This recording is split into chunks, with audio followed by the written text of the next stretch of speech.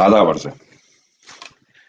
उर्दू महज बोली ढोली नहीं, बल्कि मुख्तलिफ तहजीबों की एक लसानी जामे है। इस जामे की सनद उज़्मा को अदब कहते हैं, और अदब की मोहल्लक़ात से वाबस्तगी को गुज़िश्ता से पेवस्ता रखने और मौजूद से नामौजूद की तरफ अमानतन अरसाल करने की एक वासिक ज़रूरत है। ये ज़रूरत अपनी तकमील के लिए गाए बगाए किसी गुस्ताराना तौफीक को पुकारती रहती है, और यही पुकार हम आगे लेके चल रहे हैं। लंदन उर्दू वॉइस की जानिब से, आवाज़ उर्दू लंदन से हम ये पुकार आगे बढ़ा रहे हैं। हमारी पुकार सिर्फ ये है कि उर्दू को हर जबान पे होना चाहिए। इतनी शीरीं जबान कि इसमें लिखा हुआ जो खजाना हमारे पास मौजूद है वो लोगों तक पहुंचे। आज की जो हमारी शख्सियात आपके पास हम आपको मुतारफ करा रहे हैं, उसमें तीन अहम लोग हैं। सबसे पहले अहमद शाह साहब, तारुफ के मोहताज नहीं। कई सालों से वो कराची में आर्ट्स काउंसिल ऑफ पाकिस्तान के सदर हैं, और उनके आने के बाद जो कहते हैं ना कि एक उसमें आर्ट्स काउंसिल के अंदर एक करंट सा आ गया है। मतलब ये कि एक ऐसी उसके अंदर खून की लहर दौड़ गई है कि वो जबरदस्त स्टेज प्रोग्राम, चाहे वो सोशो पॉलिटिकल हो, चाहे फेस्टिवल्स हो, यूथ फेस्टिवल्स हो, डांस फेस्टिवल हो, म्यूजिक फेस्टिवल हो, हर चीज के अंदर अहमद शाह साहब जो हैं वो आर्ट्स को, आर्ट के फरोग के लिए, उर्दू के फरोग के लिए, इस तमाम चीजों में वो आगे आगे बढ़े। और उनका हर साल होने वाला उर्दू अदबी मेला जो होता है वो तो आप सब लोगों को पता ही है। दूसरे फिर अपना तारुफ अपना करवाएंगे अभी आके खुद भी, और हमें पूरी तफसील बताएंगे। दूसरे हमारे साथ हैं अशरफ शाह साहब, बहुत ही सीनियर जर्नलिस्ट, नावल निगार, शायर, ब्रॉडकास्टर। कहाँ से छेड़ूं फसाना, कहाँ तमाम करूं, बहुत लंबी दास्तान है। बहुत उनका जिंदगी का एक लंबा सफर है, और जितना भी बोला निडर बोला, जितना भी लिखा बेबाक लिखा, और लिख रहे हैं अभी तक। ब्रॉडकास्टिंग उन्होंने ऑस्ट्रेलिया में, कुवैत में, यूएई में, बहरीन के अंदर, गर्ज के मैगजीन्स हों, हर चीज में, यूएसए, पाकिस्तान, बहरीन, हर जगह पे अशरफ शाह साहब का इन्वॉल्वमेंट रहा है। आगाज करते हैं। मैं सबसे पहले आगाज में आपको एक बड़ा खूबसूरत सा कलाम है उनका, हमारे मशहूर गुलजार साहब का, उससे हम आगाज करते हैं। और वो है उर्दू से मुताल्लिक ही है। फिर हम तमाम मेहमानों को आहिस्ता आहिस्ता उसके अंदर प्रोग्राम के अंदर मदऊ करेंगे। ये कैसा इश्क है उर्दू जबां का, मजा खुलता है लफ्जों का जबां पर, कि जैसे पान में महंगा कमाम घुलता है। ये कैसा इश्क है उर्दू जबां का, नशा आता है उर्दू बोलने में, गिलोरी की तरह है मुंह लगी सब इस्तेलाहें। लुत्फ देती है, हलक छूती है उर्दू तो हलक से जैसे मैं का घूंट उतरता है। बड़ी एरिस्टोक्रेसी है जबान, फकीरी में नवाबी का मजा देती है उर्दू। अगरचे मायने कम होते हैं उर्दू में, अल्फाज की अफराद होती है, मगर फिर भी बुलंद आवाज पढ़िए तो बहुत ही मोतबर लगती है बातें। कहीं कुछ दूर से कानों में पड़ती है अगर उर्दू, तो लगता है कि दिन जाड़ों के हैं, खिड़की खुली है, धूप अंदर आ रही है। अजब है ये जबान उर्दू। कभी कहीं सफर करते हैं अगर, कोई मुसाफिर शेर पढ़ दे मीरो गालिब का, वो चाहे अजनबी हो, यही लगता है वो मेरे वतन का है। बड़ी शाइस्ता लहजे में किसी से उर्दू सुनकर क्या नहीं लगता, क्या नहीं लगता कि एक तहजीब की आवाज है उर्दू। बहुत शुक्रिया। हम इनवाइट करते हैं अशरफ शाह साहब को, और अकरम खान खानी साहब को। और अकरम खान खानी साहब का मैंने तारुफ इसलिए नहीं कराया कि वो किसी तारुफ के मोहताज नहीं, और अपना पूरा तारुफ वो खुद करवाएंगे। और जहां तक उनका अकरम साहब का ताल्लुक है और लंदन का ताल्लुक है, वो ये है, फैज अहमद फैज साहब का ह्यूमैनिटी का प्रोग्राम लेकर पिछले कई सालों से सरकर्दा अमल है, और लंदन में जितनी भी कल्चरल एक्टिविटीज होती हैं उसको आगे बढ़ा रहे हैं, और हमारे हरदिल अजीज हैं। अहमद शाह साहब, आदाब अर्ज है आप सबको। बहुत बहुत शुक्रिया आप सब लोगों के आने का। आप लोग आवाजें बेहतर आ रही हैं मेरी। जी ठीक है। आवाज अकरम साहब आपकी आवाज नहीं आ रही। हाँ, आप मेरी आवाज आ रही है? आपकी आवाज नहीं आ रही। मेरी आवाज नहीं आ रही? अकरम जी अब आ गई आवाज। आ रही जी है? मेरा ख्याल है सबकी जी आ रही है सबकी आवाज। आवाज आ रही है। अहमद शाह साहब, शाह जी, अस्सलाम हाँ, वालेकुम। हाँ। शाह साहब, जी जी शाह जी, शाह जी, भाई अकरम शाह साहब आदाब अर्ज़ है सब लोगों को बहुत बहुत बिल्कुल, खुशामदीद। भाई, बहुत जमाने बाद आपको बहुत जमाने बाद अशरफ साहब आपको देखा। अहमद शाह से तो मुलाकात हो जाती है जी कराची जी जाते जी हैं, आपसे आज बहुत ही जमाने के बाद जी जी आपको जी देखने का मौका मिला। वाह वाह, भारत जी, जी खुश हो गया। नहीं बहुत जबरदस्त। बहुत ही खुशी हो रही है। और वो आज जागना जो है वो बहुत ही बराबर हो रहा है, यानी यहाँ रात के 1 बजे हैं इस वक्त। रात क्या तो मेरा मेरा बेटा भी सिडनी में है, तो वो आजकल सर्दियां हैं तो 5 घंटे का फर्क है, 1 बज रहा होगा रात जी का। जी जी जी रात जी का 1 बज रहा है, बिल्कुल सही कह 1 बज रहा ठीक है। बात है। और टेम्परेचर भी कुछ ऐसे ही है 5-7। मुशर्रफ आदमी का एक मिसरा हाँ मेरे ख्याल में अब बिल्कुल। 1 बज रहा होगा। जी जी मुशर्रफ आदमी का मिसरा है, तो वो इसी वाह वैसी वाह, याद के लिए आपके लिए लिखा था उन्होंने। वाह अच्छा भाई, मेरे प्रोग्राम का आपको मकसद ये बता दूं। हमारा तारुफ थोड़ा सा हो जाता, मैं करा देता हूँ मेहमानों से। लंदन उर्दू शाह जी, वॉइस का आप अपने फोन हमारा को या छोटा सा उसको तारुफ ऐसे है। कर लें, आपकी तस्वीर लंबी आ रही है, चौड़ाई में नहीं आ रही। शाह जी को कह रहा। हाँ हाँ हाँ, ऐसे ये अब पूरी आ गई, फुल स्क्रीन है। अब ठीक है। जी हाँ बिल्कुल सही बिल्कुल है। Full screen. हाँ जी जी जी सबसे पहले तारुफ छोटा सा। तमाम मेहमानों के साथ हमारी एक छोटी सी हम लोगों ने एक तंजीम बनाई हुई है, इदारा है बल्कि, उसको इदारे की शक्ल देंगे। आप लोगों का साथ रहा आवाज़ उर्दू लंदन। इसको बनाने का मकसद ये था कि उर्दू की तरवीज कुछ इस तरह से की जाए कि हर खास व आम तक वो पहुंचे। खास तौर पर नस्लों को, जो पिछली नस्ल है उसको अगली नस्ल से कैसे मिलाना है, और जो हमारी नस्ल है उसको आगे वाली जो नस्ल आने वाली है, इन सब का आपस में किस तरह से कनेक्शन होना है, इनको किस तरह से जुड़ना है।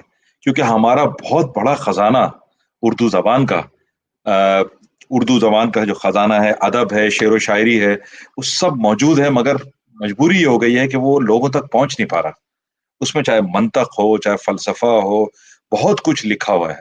और कहानियां, नॉवेल, दुनिया भर की चीजें, वो हमारे सारे तजुर्बे हैं जो आगे आने वाली जनरेशन शायद उसको इतने गौर से पढ़ ना पाए। तो हमें क्या करना चाहिए उस सिलसिले में? सबसे पहले मैं शाह साहब से बात करूंगा, क्योंकि उनका तो नौजवानों से बहुत ताल्लुक है और इन टच भी हैं, उन लोगों के साथ प्रोग्राम्स करते रहते हैं और लातादाद अशार उनको याद हैं, चाहे वो फैज साहब के हों, चाहे नकवी साहब के हों, जॉन एलिया साहब के हों। तो सर इरशाद कीजिए, कुछ बताइए, फरमाइए, आपका वक्त है।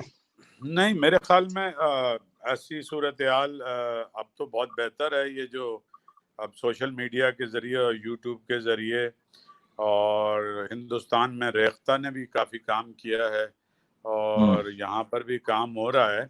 और अशरफ शाद साहब भी जो लिखते हैं मैं उसी वक्त पढ़ लेता हूँ। तो सूरत हाल तो बहुत बेहतर हुई है। पहले तो तरसील के मामलात और किताबों के आने जाने का, और बहुत से मुल्कों से किताबें, हम अगर अंग्रेज़ी की कोई फ़लसफ़े की या कोई हिस्ट्री की किताब मंगाते थे तो कराची में एक ही स्टोर था, अशरफ भाई को पता है, थॉमस एंड थॉमस। तो उसको 1.5 महीना वो लेता था, पाउंड में वो कुछ पैसे बढ़ा के, और 1.5 महीने बाद कोई एक किताब आती थी। इस वक्त सूरत हाल ऐसी है कि पूरी दुनिया आपकी मुट्ठी में है। और उर्दू का जो अदब है और उर्दू का जो भी, यानी उसकी नसर, उसकी शायरी, पहली बात तो ये कि बहुत ज़्यादा नहीं है कि हम कहें कि जी वो बहुत ही कुछ ज़्यादा है। ये चंद सदियों पर जितना भी अदब लिखा गया है, ये जी जी। बहुत तेज़ी से अब आप डॉक्यूमेंट हो रहा है डिजिटल मीडिया पे। और बेशतर चीज़ें आपको, चाहे गालिब हो, अमीर हो, मुसफ़ी हो, वली दक्कनी हो, मिल जाता है। कुछ नावल वावल भी तो चंद हैं हमारे पास। अभी तो हमें बहुत मुश्किल से देखना पड़ता है कि क्या उर्दू में अभी भी कोई 2-4 नावल लिखने वाले हैं। और या बाज़ लोगों का ख्याल है, बाज़ लोगों का ख्याल है कि शायद उर्दू में नावल कोई इतनी वसअत नहीं है। तो अभी जैसे अशरफ शाद साहब ने एक बहुत शानदार नावल लिखा, कभी कभार कोई एक आध नावल ऐसा आ जाता है कि जिससे लगता है कि नहीं हमारे यहाँ नॉवेल लिखा जा सकता है। तो सही कह रहे हैं। मेरे ख्याल में अब तशहीर या तरसील या वो इतना बड़ा मामला नहीं रहा, अपनी आवाज में कुव्वत पैदा करना ज्यादा बड़ा मामला है। हजारों शायर आते हैं और गुजर जाते हैं और लोगों तक उनका इबलाग नहीं होता। इसमें ना तो कोई मीडिया का कसूर है ना अदारों का कसूर है। बात यह है कि फैज क्यों याद है आपको, फैज क्यों याद है, मतलब आपने जॉन एलिया का क्यों नाम ले लिया, फिर फराज का ले लेंगे, मुनीर का ले लेंगे। 10,000 शायर हैं इस वक्त हिंदुस्तान पाकिस्तान में, 50,000 होंगे, लेकिन आप 10 आदमियों का नाम लेते हैं, 20 का लेते हैं, 25 का नाम लेते हैं।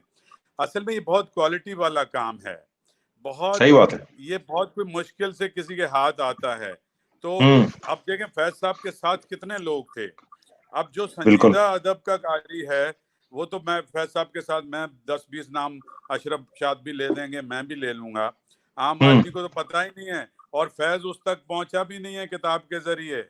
मैंने बड़े पढ़े लिखे लोगों से सुना कि इकबाल बानो की मैंने गजल सुनी, अशरफ भाई मुझे किसी लड़का जो गाना गा रहा था उसने कहा मुझ पे जो है ना एक अजीब एक इंकशाफ ज़ात हुआ, फैज साहब को मैं इकबाल बानो की नज्म गजल से इंट्रोडक्शन हुआ। तो हमारी क्या बात है, नॉलेज है जनरली, और ज्यादातर गजल की जो मकबूलियत वैसे भी उर्दू में हुई है वो गायकी से ही हुई है। इस बात में शर्मिंदा होने की कोई जरूरत नहीं है। चंद हजार लोग हैं जो शायद संजीदगी से उर्दू का अदब पढ़ते हैं, बाकी गजल को गायकी ने बहुत दवाम बख्शा है।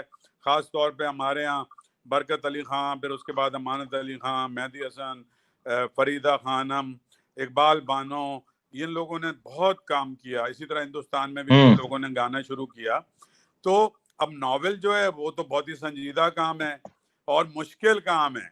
मिसरे तो कोई भी मौजू कर सकता है, मैं भी रोज मौजू करता हूँ और रिजेक्ट कर देता हूँ, लेकिन ये जो नॉवेल लिखना है ये मुश्किल बात है और ये मुश्किल है। सही बात है। ये कभी हो जाता है किसी से, और अगर आप अपनी जिंदगी में भी कोई एक नॉवेल लिख दें, क्योंकि वो एक बड़ा प्लॉट उसके लिए आपको चाहिए, फिर वो जो ग्रेप चाहिए, तो वो एक मामला है। और उर्दू में कोई बहुत लंबा चौड़ा जखीरा नहीं है जैसे आपने कहा। मैं तो आपको बताऊं, मेरे तो मैट्रिक तक का जितना अदब लिखा गया था उर्दू का मैंने मैट्रिक तक सारा पढ़ लिया था। उसके बाद तो मैं या तो वो करता हूँ दोबारा से, जाहिर है शायरी ऐसी चीज नहीं है या नॉवेल के दोबारा, मसलन कुर्रतुल ऐन हैदर का आग का दरिया मैंने कुछ 8-10 दफा पढ़ा, क्योंकि मुझे मेरी तो उर्दू इतनी अच्छी नहीं थी और शायद किसी की भी नहीं है कि वो 8वीं-9वीं में आग का दरिया पढ़ के और वो 2-2.5 साल का जो किस्सा आगे पीछे का है वो उसके अंदर जो टाइम ट्रेवल का जो सिलसिला है वो ट्रेवल कर सके टाइम के साथ एक 9वीं जमात का बच्चा। इसी तरह जेम्स जॉयस का यूलिसिस भी मैंने कोई 25 बार पढ़ने की कोशिश की कि मेरी समझ में आ जाए। तो बात चीजें ऐसी होती हैं कि वक्त के साथ साथ आप उनको दोबारा पढ़ते हैं, और शायरी तो एक ऐसी चीज है कि उससे तो आपका एक मूड बनता है, कैफियत बनती है। तो शायरी ऐसी चीज नहीं है कि बस एक दफा पढ़ ली, तो वो तो बार बार पढ़ने की चीज है। हमारे यहाँ शॉर्ट स्टोरी में 20वीं सदी में अफसाने में बहुत कमाल के लोग रहे हिंदुस्तान पाकिस्तान में, एक से एक लोग थे। मुंशी प्रेमचंद और कृष्ण चंद्र और सादत हसन मंटो और इस्मत चुगताई और ख्वाजा अहमद अब्बास और गुलाम अब्बास और जोगिंदर पाल और रामलाल और शौकत सिद्दीकी और भी खालिदा हुसैन और भी हमारे यहाँ हैं, ये भी अभी जिक्र करेंगे। कहानी अफसाना हिंदुस्तान में, शायद हम कोई शॉर्ट टेम्पर्ड लोग हैं, अशरफ भाई बताएंगे, शायद हम कोई लंबा काम, हमारा मिजाज जो है इस खित्ते में रहने वाले लोगों का वो संजीदगी से कोई बहुत देर तक किसी एक काम में शायद अपने आप को नहीं रख पाते मुज्तमा, इसलिए आपको शॉर्ट स्टोरी बहुत कमाल की मिल जाती है, आपको पोइट्री बहुत अच्छी मिल जाती है, लेकिन नॉवेल आपको बहुत कम मिलेंगे। आप उंगलियों पे गिन सकते हैं उर्दू जबान के नॉवेल। तो टेम्परामेंट का भी चक्कर है या कोई और चक्कर है, या आगे अब बहस चलेगी। तो और मुझे शिकायत विकायत बिल्कुल भी नहीं है। एक दो बातें मैं और कर लूं, फिर मैं चाहूंगा अशरफ भाई भी बात करें, अकरम भी बात करें, आप भी करें। देखें, एक बात सुन लें, बड़ी तरक्की हो गई, आपने भी चैनल बना लिया, हमने भी 12-13 कॉन्फ्रेंसें कर ली, कुछ नहीं होगा जब तक उर्दू जबान को पढ़ के हम बच्चे को अच्छा रोजगार नहीं मिलता, उर्दू जबान बाजारी जबान और अदब के हलकों तक तो बाकी रह जाएगी। ये जबान कभी भी तरक्की नहीं करेगी, क्योंकि ये मईशत की जबान नहीं है। किसी हिंदुस्तान में, पाकिस्तान में, चले हिंदुस्तान को तो छोड़ें, अब उन्होंने उर्दू को भी हिंदी बना दिया है। पाकिस्तान में अंग्रेजी जबान में अगर एक आदमी ने ए लेवल किया और उर्दू में किसी ने ग्रेजुएशन की है, तो उर्दू मीडियम जिसे कहते हैं इंतहाई क़ारत से, उसको आधे पैसों की नौकरी नहीं मिलती, हालांकि वो आलिम हो, वह अरस्तू को भी जानता हो और वो बुकरात को भी जानता हो, सब जानता हो, बस फ्लेयर के साथ और कंटिन्यूटी ऑफ थॉट के साथ अंग्रेजी नहीं बोल सकता, तो वो तो बहुत बड़ा जाहिल और नाहिल है। ये कॉन्सेप्ट है। और चूंकि सरकार जो है वो कभी भी नहीं होने देगी, सुप्रीम कोर्ट का डिसीजन भी है, वो इसलिए नहीं होने देगी कि वो बड़ा अच्छा ये जो आपने बनाया है इस वक्त, जो अशरफ शाद साहब और अकरम और आप, तो ये एक तबकाती मामला है सारे का सारा। मतलब ये है कि ऑप्रेस और सप्रेस का चक्कर है, ये कोई सिंधी पंजाबी का चक्कर नहीं है, ये महरूम का और जिसके पास तमाम वसाइल हैं उसका चक्कर है। तो अंग्रेजी के जरिए ये समझते हैं कि ये एक ऐसी कामयाबी की कुंजी है कि मिडिल क्लास का या वर्किंग क्लास का बच्चा भी उनके बराबर आके खड़ा हो जाएगा, जो समझते हैं कि वो पैदा ही इसलिए हुए हैं कि वो हुक्मरानी करें या ये कि लोग उनकी चाकरी करें, या वो जो अंग्रेज जाते जाते काला अंग्रेजी का एक निज़ाम जो ICS का बना के गया था उसकी जो गिरफ्त है। तो वो जब तक, मैं तो अपनी बात कर सकता हूं कि हमारे यहाँ, आप भी देखें, आपके यहाँ बरतानिया में भी पुराना, चूंकि हम लोग आपके गुलाम रहे हैं उनके, तो एक BBC पे एक उर्दू का, जितनी भी ऐसी कॉलोनीज थी उनकी जबानों में अपनी ठरक मिटाने के लिए एक प्रोग्राम करते रहे वो, ताकि वो पुरानी याद उनको बाकी रहे कि हमारे समाज से उनका बहुत ताल्लुक है। और मैं बिल्कुल उन पे भी नाराज नहीं हूँ, क्योंकि अंग्रेज जब यहाँ 100-150 बरस रहे, गुलामी वगैरह तो ठीक है, लेकिन बाद के 72 सालों ने साबित किया कि जो इंफ्रास्ट्रक्चर वो बना के गए, अगर वो भी ना बना के जाते तो हमारा तो वो भी नहीं बनता। तो चंद एहसान मैं समझता हूँ, रेल की पटरी या डाकखाना या जो हमारा इरिगेशन करके गए, तो मेरे ख्याल में उनको हम माफ कर देना चाहिए 70-75 बरस के बाद ये जो काम उन्होंने किया।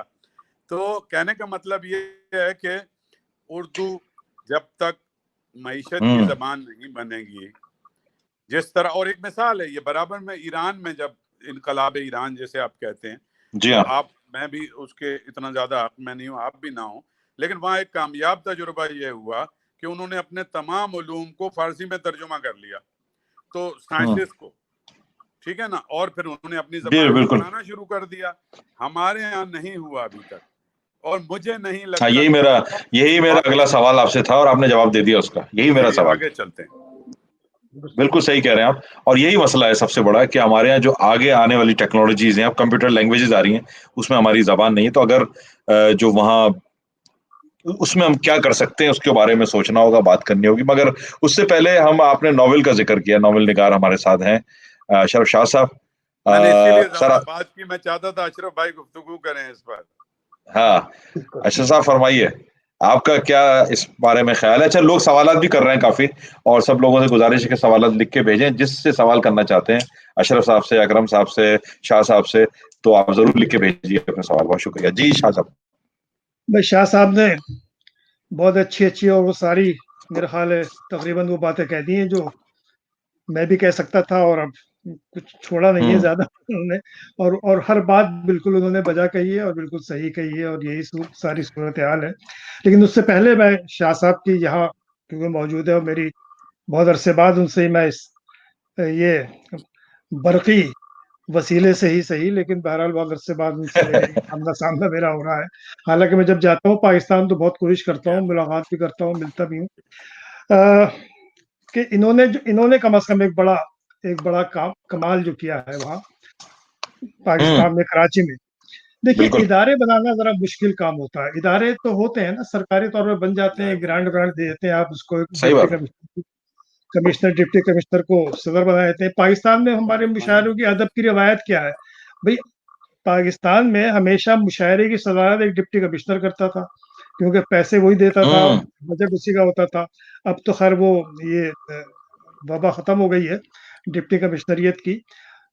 अहमद शाह साहब ने, मेरे ख्याल है इन्हीं के ज़माने में ये हुआ। पहले तो यहाँ भी आर्ट्स काउंसिल का भी शायद सदर जो है वो जी कोई कमिश्नर या डिप्टी कमिश्नर होता था कराची का। जी तो बहरहाल अब इस एतबार से आज़ाद है कि भई सरकारी तौर पर कोई बाकायदा आईनी कोई गिरफ्त नहीं है।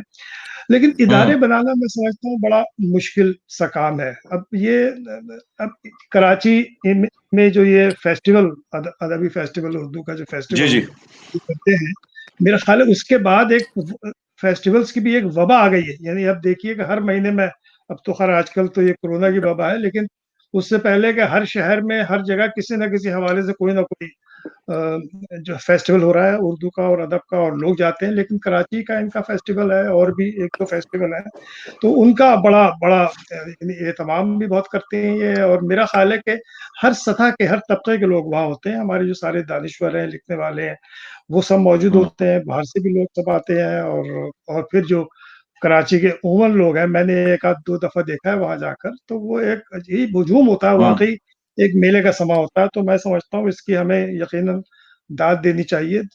और मैं इसका बड़ा कायल हूँ कि जहाँ हम बहुत तनकीदें करते रहते हैं, तो अगर कोई अच्छा काम कर रहा है तो उसकी हमें, उसके बारे में भी हमें ज़रूर जो है वो कहना चाहिए और बताना चाहिए लोगों को कि भी कहाँ अच्छा काम हो रहा है।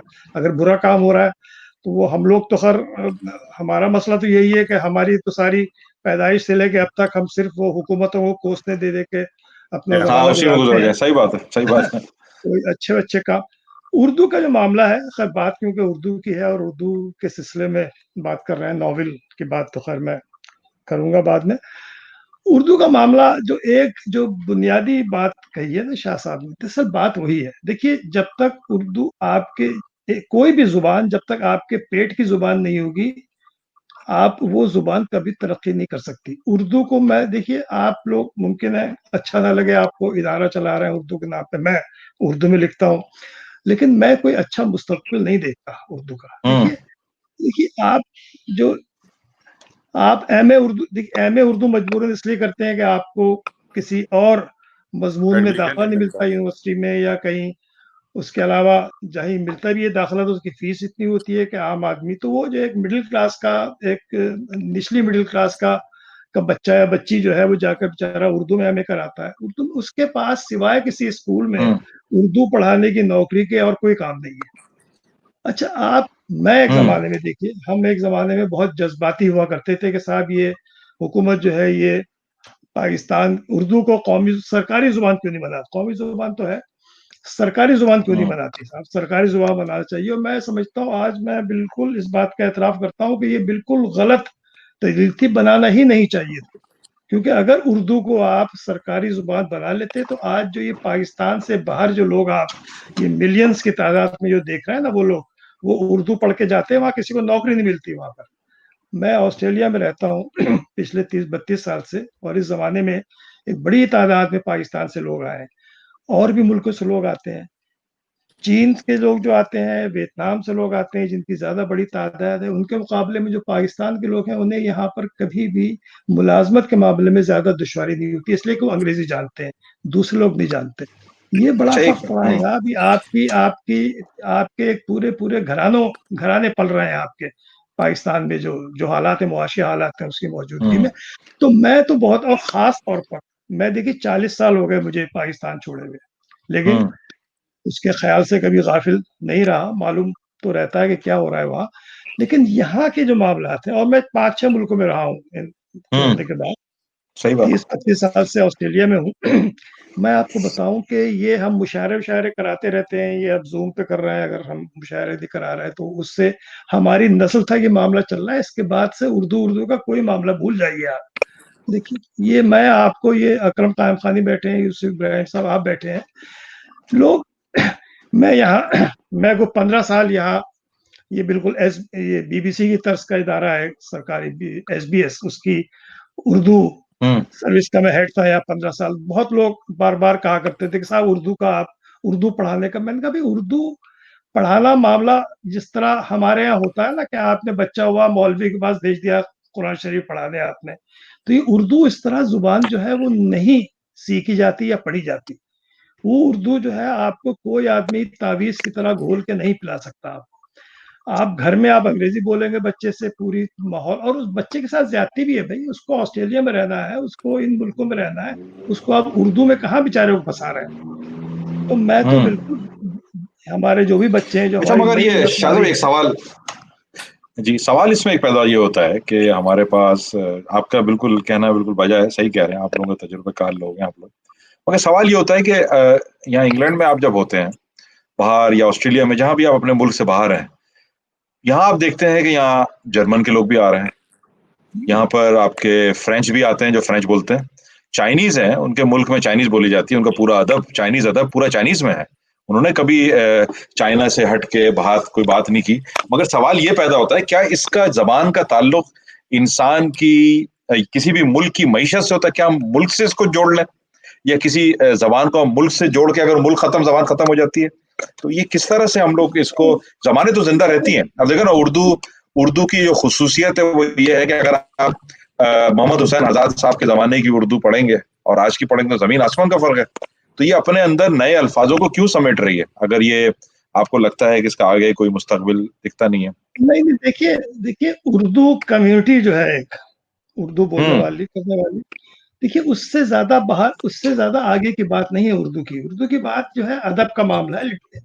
बहुत ही खूबसूरत जुबान है, अदब की जुबान है, हम्म। शायरी की जुबान है, जो कि किसी और कोई और जुबान, इवन हिंदी जुबान भी मुकाबला नहीं कर सकती उसके। यानी शायरी जो है, आप फर्क देख सकते हैं हिंदी शायरी और उर्दू शायरी का, हम्म। इसमें कोई शुबा नहीं है। लेकिन देखिए मसला ये है कि जिंदा रहने के और भी मामलात होते हैं। जी हाँ, जी हाँ, बिल्कुल।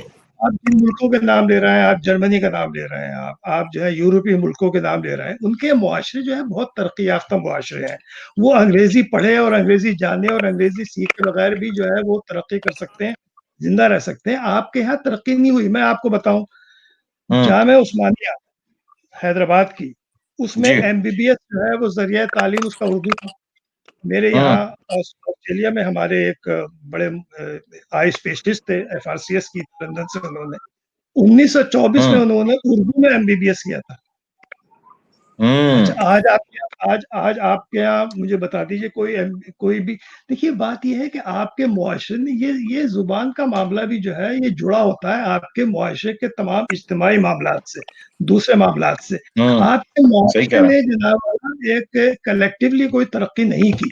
माफ कीजिए, आपके हम्म। यहाँ कोई, मुझे बता दीजिए, आपके यहाँ कोई इन्वेंशन हुई हो कोई आपकी? आपने कोई दवा इजाद की हो? आपने कोई कलौंजी के अलावा कोई, या मुनक्के के अलावा कोई और नाम सुना हो आपने? कोई आपने कोई, मुजर्रिद नुस्खा नहीं है कोई? बात यह है कि आपने किसी भी शोबे में, आप जो है बहुत, हमारे सारे मौलाना हजरात बड़ा एहतराम करता हूँ उनका, मोबाइल लिए बैठे होते हैं, काफरों को गालियां बकते हैं।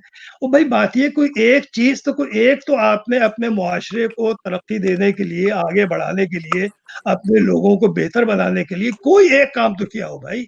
वो काम करने के लिए लोगों को अमेरिका और बर्तानिया और ऑस्ट्रेलिया और कहाँ जाना पड़ता है, और अपने बच्चों को पढ़ाने भेजना पड़ता है। आप बात कर रहे हैं कि जी उर्दू में तालीम हम क्यों नहीं देते? अरे भाई, उर्दू में तालीम देकर वो क्या, उर्दू में तालीम लेकर, या जो उर्दू में तालीम अब लोग हासिल कर रहे हैं, उसका नतीजा क्या निकल रहा है? वो पीछे की तरफ हाँ, जा ये तो रहा है, है। ये तो फैक्ट है, सही कह रहा हूँ, सही कह हमने रहे हैं। हमने देखिए, हम ये अच्छा, आज इस पर बड़े, मैं बात करूंगा, लेकिन पहले अकरम को आप शामिल या कर लें। जी मेरा हाँ, जी, मैं मैं अकरम भाई से अब मैं इस मैं पूरी इस बिल्कुल, तरह मौजूद को थोड़ा मुत्तफिक आगे नहीं बढ़ाते हूँ हुए शाद बिल्कुल साहब भी के इस बाद, मामले में। नहीं हाँ, मैं अब बिल्कुल ये अकरम साहब को मैं लेते हैं। जी जी, मैं भी अपनी बात के आगाज में यही कहूंगा जो अशरफ साहब ने कहा, कि अहमद शाह साहब से मुझे भी मुकम्मल इत्तेफाक है कि जुबानें जो होती हैं, एक ज़माने में देखें फ़ारसी जो थी वो हमने भी पढ़ी। हम भी शुरू में जब प्राइमरी में थे तो फ़ारसी पढ़ते थे। फिर एक नारा आया कि फ़ारसी पढ़ो बेचो तेल, क्योंकि फ़ारसी शाहों की और हुकूमत की ज़ुबान नहीं रही, तो फ़ारसी गायब हो हम्म। गई। इसी तरीके से और तेल भी सस्ता था। जो हुकूमतों की यानी मईशत की ज़ुबान होती है, जो दरबारों, इसी लोग कहते हैं यार उर्दू को छोड़ दिया, उर्दू के लोग खिलाफ हो गए। ऐसा नहीं है, लोग खिलाफ हम्म। नहीं होते किस जुबान के। लोग ये देखते हैं कहाँ से दाल रोटी मिलेगी, किस जुबान में। इसीलिए आप देखिए उर्दू के जितने शोरा थे, जितने बड़े बड़े नामवर लोग हैं, वो कोई जरूरी तो नहीं कि सारे दक्खन के थे। मतलब उनमें पंजाबी, उसके अंदर पठान, उसमें इस हम्म। सारे लोग थे। उस जमाने में हर किस्म के लोग, क्योंकि उन्हें पता था कि उर्दू जो है वो बादशाह दरबार की जुबान है, हक इससे सीखने से फायदा होता है। जैसे आपने कहा एमबीबीएस उर्दू में हो रहा था, ये ठीक है। मैं ये समझता हूँ, मेरा ये कहना है अशरफ भाई, मैं ये ऐसा नहीं देखता कि उर्दू आने वाले वक्त में गायब हो जाएगी या खत्म हो जाएगी, नहीं। मैं समझता हूँ कि एक ऑप्शनल के तौर पर हमें देखें, ये तो हमारी समझ में आ गया कि उर्दू के साथ तो कई ज्यादतियां हुई कि हिंदुस्तान में जो है वो उर्दू आहिस्ता आहिस्ता करके मुसलमानों की जुबान बन गई और अलग अलग फर्क हो गया। और जब पाकिस्तान आई तो वो आपके सामने है जो हुआ, हमारे साथ हुआ पाकिस्तान में, वो एक छोटे से शहर की जुबान बन गई।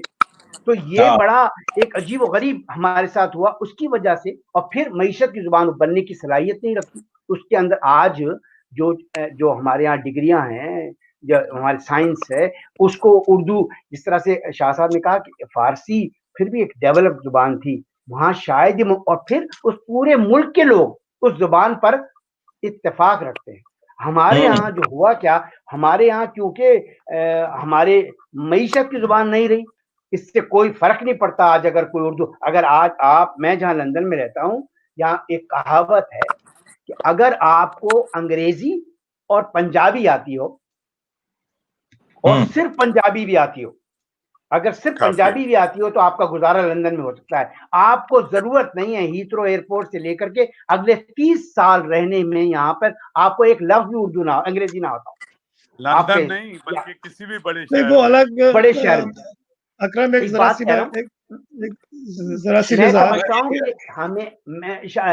अशरफ साहब, मैं सिर्फ इतना कहता हूँ कि उर्दू को जैसे देखें, उर्दू का जैसे शाह साहब एक काम कर रहे हैं, बहुत बड़ा काम कर रहे हैं, और इनके करने की वजह से मैं कहता हूँ पाकिस्तान के कोने कोने से चीजें उभर रही हैं और फेस्टिवल्स हो रहे हैं और तरक्कियां हो रही हैं और उसका नाम आ रहा है, चीजें, किताबें लोगों को पता चल रही हैं, शायरी लोगों को, नावल लोगों को पता चल रहा है। ये काम देखिए, किसी ने कुछ थोड़ा बहुत किया, बेड़ा उठाया, तो जिस तरह आपने कहा कि तारीफ वाली बात, तो इसी तरीके से मैं समझता हूँ कि चाहे मईशत की जुबान, मेरे ख्याल में उर्दू आने वाले किसी वक्त में भी मईशत की जुबान नहीं बनने जा रही, लेकिन एक ऑप्शनल के तौर पे मैं समझता हूँ एक खूबसूरत जुबान जो अदब के लिए, जिस तरह आपने कहा, बहुत खूबसूरत शीरनी है इस जुबान में, हमें इसको इस हैसियत में कम से कम देखिए। हमारे यहाँ उर्दू जो है वो हमारे बासिर काज़मी साहब जो हैं, उनका जो नॉवल है वो यहाँ हमारे यहाँ A लेवल में पढ़ाया जाने लगा है। देखें, यानी ये एक बड़ी, इस तरीके से ऑप्शनल के तौर पे हमारे बच्चे अगर जहां वो फ्रेंच सीखते हैं, अगर हमारे बच्चे फ्रेंच सीखते हैं, हमारे यहाँ एक सब्जेक्ट लेते हैं, ऑप्शनल सब्जेक्ट होता है लाजमन, अगर हम उर्दू को उस हवाले से थोड़ी सी तकवीत दें, सपोर्ट करें, और आप जैसे लिखने वाले लिखते रहें, और जिस तरह हम लंदन में एक फैज के नाम पर या दूसरे प्रोग्राम, या उर्दू आवाज लंदन के नाम हम कर रहे हैं, इस तरह से शाह साहब कर रहे हैं, ऑस्ट्रेलिया में आपकी अदबी तंजीम, इस तरह पूरी दुनिया, मेरे ख्याल में ये मामला चलता रहेगा। और अब खास तौर पे फोन आने के बाद, खास तौर पे रेखता के जरिए जो आज ये लिखने वाला जो मामला शुरू हुआ, इसने तो मेरे ख्याल में उर्दू की जिंदगी में कम 101 साल का इजाफा तो कम से कम कर दिया है। मैं ऐसा ना, मगर यही चीज मैं कहता हूँ कि इसमें मेरा सिर्फ एक बात जरा सी मैं तस्दीक करना चाह रहा हूँ कि वो आपने जो कहा था ना कि उर्दू जो है वो बादशाहों की, देखिए बादशाहों की जुबान फारसी थी, सरकारी जुबान फारसी थी, और ये जो आप अंग्रेजों की बात कर रहे थे ना कि उन्होंने पटरी वटरी भी ही नहीं भिजाई, उर्दू भी उन्हीं का एहसान है भाई। उर्दू को सरकारी जुबान हिंदुस्तान की उन्होंने बनाया था, जिसकी वजह से उर्दू की फिर उस वक्त जो है वो बढ़ोतरी शुरू हुई। आप उनको अंग्रेजों को अपने लंदन में आप बैठे भाई, उनको उनका एहसान मानिए कि काफी क्रेडिट है भाई, काफी क्रेडिट है। और ये बादशाहों की जुबान तो जब बनी है जबकि आपके जो है जवाल का जमाना शुरू हुआ है, जब ये बेचारे हमारे बहादुर शाह जफर और ये इस तरह के नवाबीन जो है वो आके जनाब इनके पास कुछ नहीं था करने के लिए, तो वो बनी। बाकी तो वरना ये उर्दू जो है वो फारसी की गुलामी कर रही होती आज भी। अच्छा, सवाल अब आए लोगों के, मैं जरा सवाल पूछना चाहता हूँ। तलत गिल जो बरगे आरजू मुगल के नाम से सवाल ये कर रही हैं कि मुल्क में जिस तरह जबान की खदखन है, उसमें आप समझते हैं कि जदीद और तनकीदी अदब को पनपने का मौका मिल सकता है? आप सारे पुराने शोरा की बात कर सकते हैं, मगर अब इस मलाल समझ में नहीं आ रहा, मैं घेरे पाकिस्तान में कहानी, मुझे समझ में नहीं आ रहा उन्होंने क्या लिखा है उर्दू में। घेरे पाकिस्तान में कहानी नस्ल आ रही है, नई नस्ल, कहा नई नस्ल आ रही है, लिखा है इस मुल्लायत, लिखा है कि इस मुल्लायत लिखी है पाकिस्तान में कहानी नस्ल नहीं, मैं पाकिस्तान में कहाँ नई नस्ल आ रही है, बहुत मायूसी महसूस होती है मुल्लायत को देखते हुए और इन हालात को देखते हुए। हाँ, मतलब वही जैसे जब शाह साहब बात कर रहे थे, वही उसमें तकरीबन उन्होंने जवाब दे ही दिया कि जदीद और तनकीदी अदब को पनपने का मौका मिल सकता है। अदब के लिहाज से तो शाह साहब, आप क्या समझते हैं शाह साहब और शाह साहब? छोटी छोटी दो बातें करूंगा। एक अशरफ भाई ने जो कहा अंग्रेजी, तो अब आपको मैं बताऊं कि अशरफ भाई की जनरेशन में तो ठीक है। अब सूरत हाल ये है कि हमारा ज्यादातर जो डिपेंडेंस है वो हमारा चाइना के साथ हो रहा है। हमारे यहाँ ज्यादा कंपनियां जो काम कर रही हैं वो चाइनीज कंपनियां कर रही हैं, और थोड़े अरसे बाद पाकिस्तान में आपको रोजगार चाइनीज वाले को मिलेगा, अंग्रेजी वाले को नहीं मिलेगा। तो ये जो, अगर आप ये समझते हैं कि अंग्रेजी इसलिए सिर्फ जरूरी है कि रोजगार, तो ये भी किस्सा पारीना होने जा रहा है, क्योंकि अब जो कि हमारा सारा फाइनेंशियल डिपेंडेंस चाइना के साथ ज्यादा है, और हमारा तजारत का मामला भी, तो ये तो अब चाइना पे जाएगा ज्यादा मामला। एक तो ये बात थी। तो दूसरी बात मैं ये कह रहा था कि ऐसी कोई ब्लीक पिक्चर नहीं है कि हमने जो बात की थी वो एक साइड पे बात की थी। उर्दू एक ऐसी करिश्माती ज़बान है कि इसको आप जितना दबाएंगे तो ये असल में इसके अंदर कोई ऐसी सलाहियत है कि वो ये खुद अपनी शक्लें बदलती है, ये मुख्तलिफ ज़बानों से अल्फाज कशीद करती रहती है और ये आगे चलती रहती है, और कोई पॉलिटिकल रीज़न ऐसा नहीं है।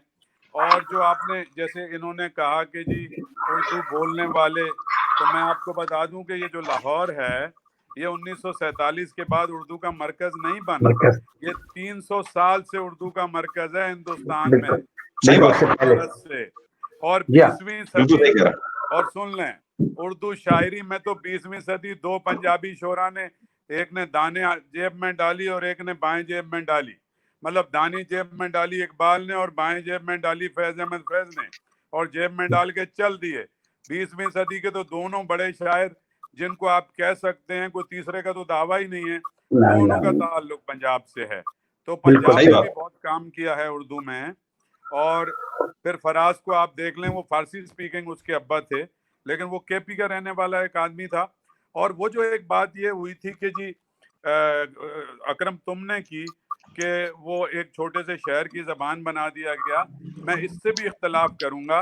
मैं समझता हूँ कि पाकिस्तान में रहने वाले और सिंधी, पंजाबी, बलोची, सराइकी, पश्तो बोलने वालों ने जितनी फराग दिली से उर्दू ज़बान को कबूल किया, एक दूसरे के साथ राब्ते का ज़रिया बना। मैंने अभी उर्दू कॉन्फ्रेंस में तमाम ज़बानों के सेशन कराए थे, तमाम ज़बानों के लोग आज उर्दू में लिख रहे हैं। बलोची उर्दू में लिखते हैं, पश्तून उर्दू में लिखते हैं, सराइकी उर्दू में लिखते हैं, और बाज़ को तो मैंने बुलाया बहुत बड़े पंजाबियों को, और मैंने कहा मैंने आपके पंजाबी के सेशन में आपको बिठाना है। उन्होंने इनकार कर दिया कि सर मैं ज़्यादा अच्छा उर्दू में लिखता हूँ। तो पाकिस्तान के खित्ते में रहने वाले जो लोग हैं, उन तमाम लोगों ने उर्दू को बहुत फराग दिली से कबूल किया है। ये तो बाद में चंद लोगों ने अपने वेस्टर्न इंटरेस्ट के लिए पॉलिटिकल रीजन की बुनियाद पे उर्दू की 1.5 ईंट की मस्जिद बनाई, उससे नुकसान हुआ, फायदा नहीं हुआ, नुकसान हुआ, उसका नुकसान बहुत बड़ा हुआ है आपको। और बाकी तो ये है कि बहुत कमाल की ये जबान है, और आप देखें कि इसकी पोइट्री देखें, इसकी चीजें देखें, उस तरह से नहीं मरेगी।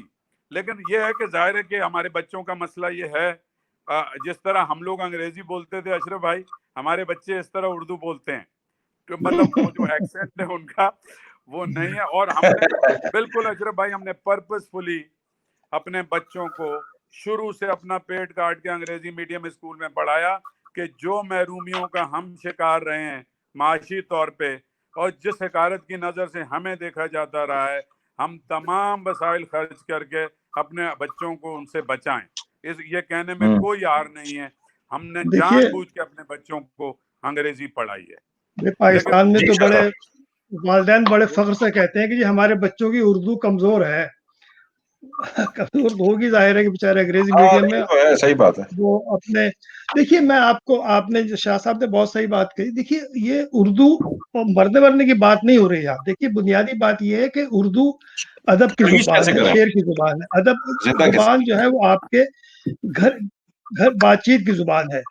तो उसमें अच्छा, और उर्दू में आपको बताऊं कि उर्दू इसलिए कि भी अभी एक तरह से नई जुबान है, यानी 1000 साल की जुबान, 1000 साल एक जुबान 700 साल, को बनने 700 में साल। हाँ।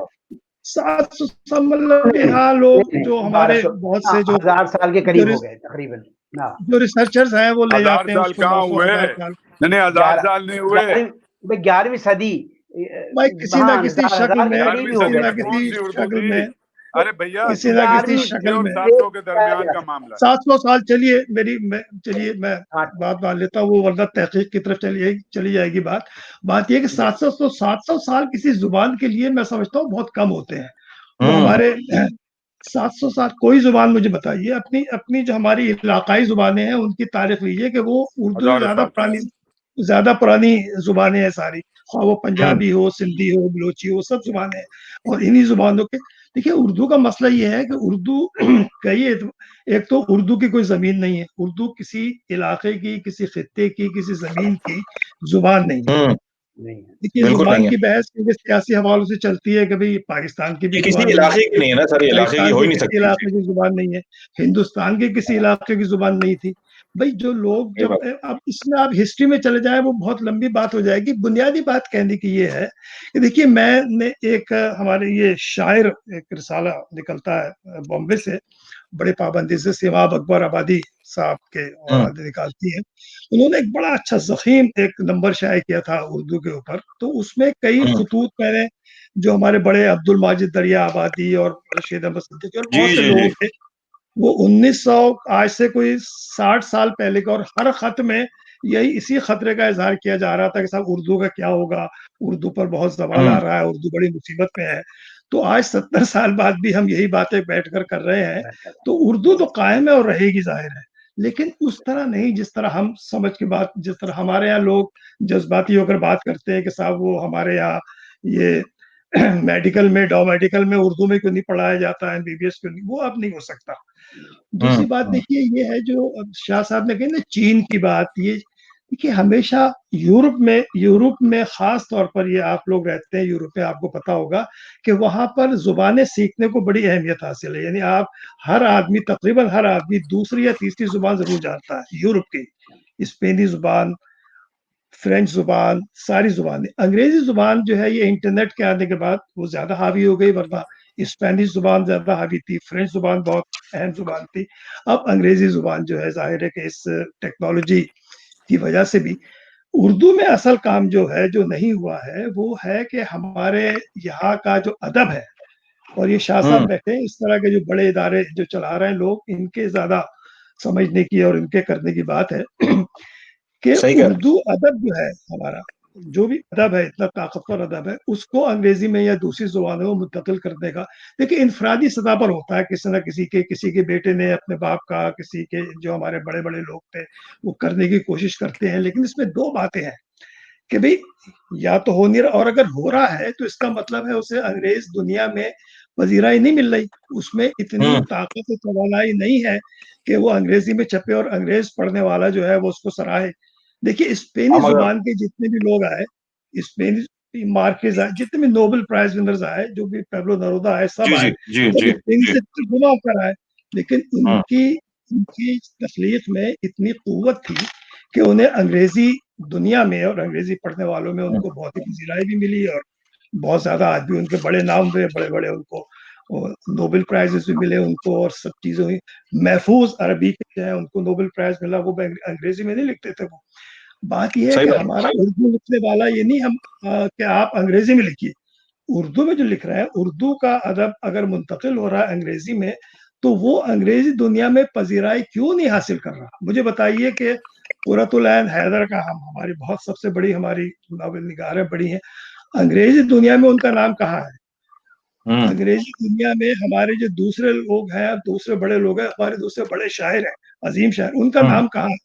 देखिए सिर्फ तर्जुमा करके किताब छापने की बात नहीं है, उसकी हम्म। पजीराई की, असल असल किस्सा ये है अच्छा, ये शाह साहब ये बताइए, अब एक पॉसिबिलिटी, उम्मीद की किरण तो ये दिख रही है कि अभी अच्छा, जैसे एक बात उरूज पहले जी जी जी शाह साहब। मैं ये कहना, अच्छा, हेलो हेलो, बोलिए बोलिए, आवाज हाँ, आ रही है?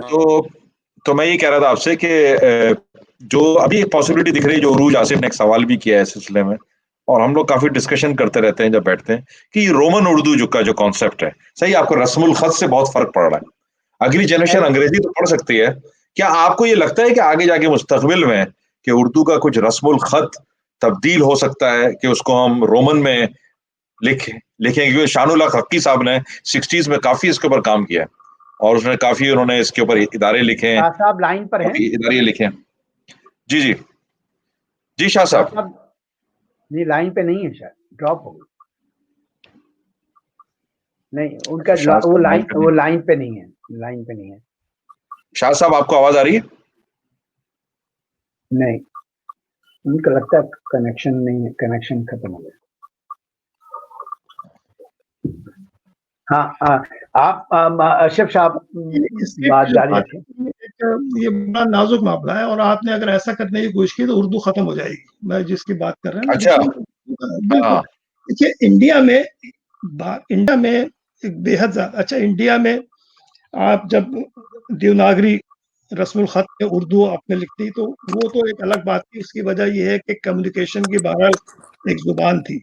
मतलब मेरा पहला नॉवेल बेवतन, जिसको अवार्ड भी मिला था, तो बहुत चर्चा हुआ था इंडिया में भी, तो वहां पर उन्होंने हिंदी में तर्जुमा करके उसको छापा, लेकिन उन्होंने तर्जुमा नहीं किया, उसको ट्रांसलेशन कहते हैं, यानी सिर्फ स्क्रिप्ट चेंज करके उसको उन्होंने जो उसमें छापा, वो उसमें वो बात इतनी बनती तो नहीं है, लेकिन बहरहाल, लेकिन रोमन में जो आप कह रहे हैं ना बात, वो रोमन में बात बनती नहीं, वो आपकी आप उर्दू को बिल्कुल आप बहुत या भाई रोमन से नहीं, वो खुदा का शुक्र है। नहीं, ये बहुत अच्छा हुआ है मेरा कि कहने का रोमन से मकसद ये जंग है, हो गई है। वो खत वत लिखते हैं रोमन आप। से नहीं जंग मगर हो गई है। अकरम भाई, मेरा सवाल ये है कि आज हमारी जनरेशन तो उर्दू पढ़ सकती है और लिख सकती है, अगली जनरेशन तो नहीं लिख सकती, उसके पास तो अंग्रेजी है। वो अंग्रेजी के अल्फाबेट से अगर आज मैसेजिंग कर रही है, आपके क्या हाल है, तो AAP करके वो लिख रहे हैं, तो वो उर्दू ही लिख रहे हैं। जैसे अगर हिंदुस्तान में जो आदमी बोल रहा है वो हिंदी में लिख रहा है, मगर बोल तो उर्दू रहा है। देखिए, आपके पंजाब में, पेशावर में, आपका NWFP में, सिंध में लोग अपनी इलाकाई जबानें बोलते हैं, मगर कम्युनिकेशन की आपकी एक ही जबान है, वो उर्दू है, भले वो किस लहजे में भी बोले। पूरे हिंदुस्तान में जबान कम्युनिकेशन की एक ही है। फिल्म इंडस्ट्री के अंदर उर्दू ही बोली जाती है। आप उसका नाम हिंदी रख दें या उसका नाम ऐसा सुर नहीं है, जबान रख दें, बिल्कुल तो भी आपका अगर ऐसा ख्याल है बिल्कुल नहीं है। अब साउथ की इंडिया में, साउथ में बहुत बड़ी अपनी फिल्म इंडस्ट्री है उनकी, और जी है, उसमें तमिल में और मराठी में और कोई 12 अपनी जबानें हैं, इलाकाई और जबानों में अब तो होती है, सही बात है। बेशुमार उल्टा, अब तो आपकी बात से उल्टा हो गया है। हो ये क्या है कि ओरिजिनली फिल्म साउथ की जबानों में बनती है और ट्रांसलेशन हिंदी में होता है, हिंदी में डबिंग होके आती है, बिल्कुल और डबिंग वो हो गया। ज्यादा आप बड़ी ज्यादा फिल्में बना रहे हैं, अपनी जबान में बना रहे हैं। इसी तरह बंगाल में, तो ये बात नहीं है कि वो सारे हिंदुस्तान की जबान बिल्कुल भी एक नहीं है, और हिंदुस्तान की कौमी जबानें भी मेरे ख्याल में 50 से ज्यादा हैं। वो यानी कोई एक या दो खाली हिंदी या बंगाली नहीं है, जितनी जबानें बोली जाती हैं उन्होंने तमाम जबानों को कौमी जबानों का दर्जा दे दिया है। वो 26 से 27 जुबानें हैं, 26 से 27 जुबानें हैं जो कौमी जुबानें हैं हिंदुस्तान की। शाह साहब, जो मैंने अशरफ शाह साहब आपके सामने जो मैंने बात रखी, क्या हमें इस बात को आगे बढ़ाना चाहिए कि हम अपने बच्चों को, पाकिस्तान की बात मैं नहीं करता, पाकिस्तान में चले उर्दू पढ़ाई जाती है एक सब्जेक्ट के ऊपर, और हम बाहर जो रह रहे हैं लोग, हम सबको इस बात को आगे लेके जाना चाहिए कि एक ऑप्शनल सब्जेक्ट जो है के तौर पर उर्दू को हमारे बच्चे जरूर रखें, अगर लिखना भी सीखें, पढ़ना भी सीखें, और एक उसमें वो अपने एग्जाम में शामिल हो जाता है उनकी पढ़ाई का। जिस तरह आपने कहा कि 2-3 जुबानें कैरियर नहीं बनाया उसमें, सही बात है, कैरियर नहीं बनाया उसमें, मगर ये कि अभी वो जो बाहर आप अकरम आप लोग रहते हैं ना, वो उसका तो बुनियादी तरीका यह है कि आप अपने बच्चों से उर्दू में बात करें, बस। जी बिल्कुल, तो वो चलता रहेगा काम आगे।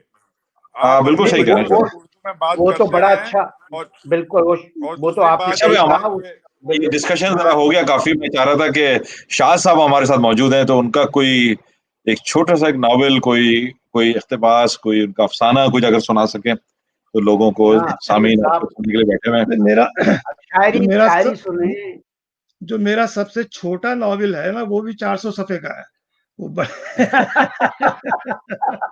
तो अब वो हाँ या सही तो ये कि कोई अब आजकल वैसे तो खैर तो आप लोग सब सर वो ऐसा करें, आप ईमेल कर दें, वो लॉकडाउन है, ईमेल लॉकडाउन कर है दें तो उसको 10-12 घंटे ऑडियो बैठ में। के सुन सकते हैं। उसको ऑडियो में मैं रिकॉर्ड कर रहा हूँ, आजकल किताबें पढ़ रहा हूँ ऑडियो में, तो आपकी नॉवेल भी पढ़ लूंगा। अच्छा, ये और नहीं देखिए, ये एक बड़ा नॉवेल अच्छा देखिए। सिलसिला शुरू हुआ है।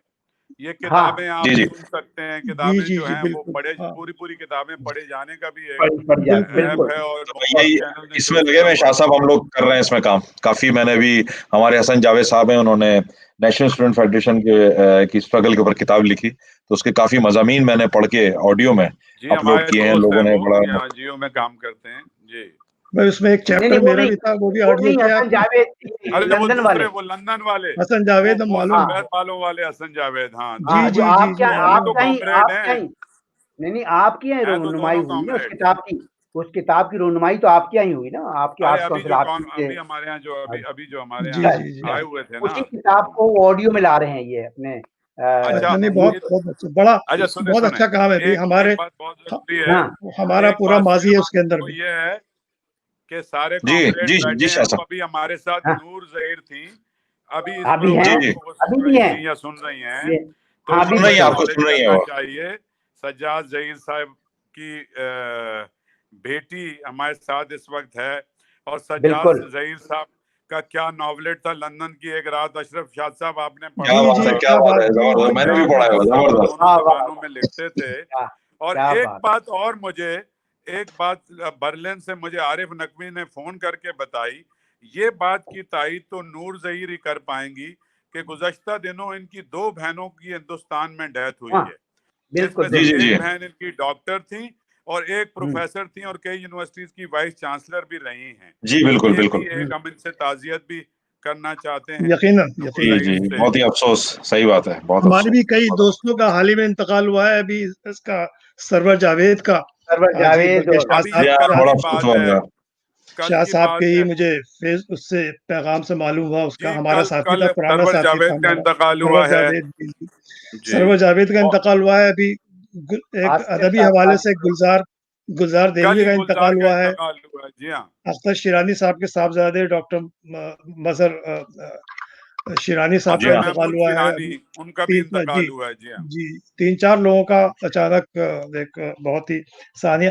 देखिए, मैं नहीं, फिर अभी जो आप बात, आसिफ फर्रुखी, आसिफ हाँ फर्रुखी आसिफ भी फर्रुखी बहुत का, जी बड़ा हाँ, नाम, खैर उनकी जरा लास्ट वीक पुरानी बात होगी, उनका चंद जी हाँ, इंतकाल हो 1-2 हफ्ते गया। पहले तो आसिफ खासी फर्रुखी का अच्छा, कोशिश हुआ। ये कर रहे हैं। अब मेरी अशरफ साहब से, अशरफ भाई से रिक्वेस्ट है अब कि थोड़ा सा अफसाना, एक छोटा सा उनका कोई अफसाना, उनका मुख्तसर अफसाना सुनते हैं, मुख्तसर अफसाना छोटा एक सा उनका अफसाना है। अपना जी कोई प्लीज सुनाइए, मुख्तसर सा। देखिए, मैं मैंने जैसे कहा ना कि मैं तो नॉवेल का आदमी हूँ, और वो बड़े इस पर वो मंशा याद हमारे एक बड़े अफसानिगार थे बहुत, पाकिस्तान के।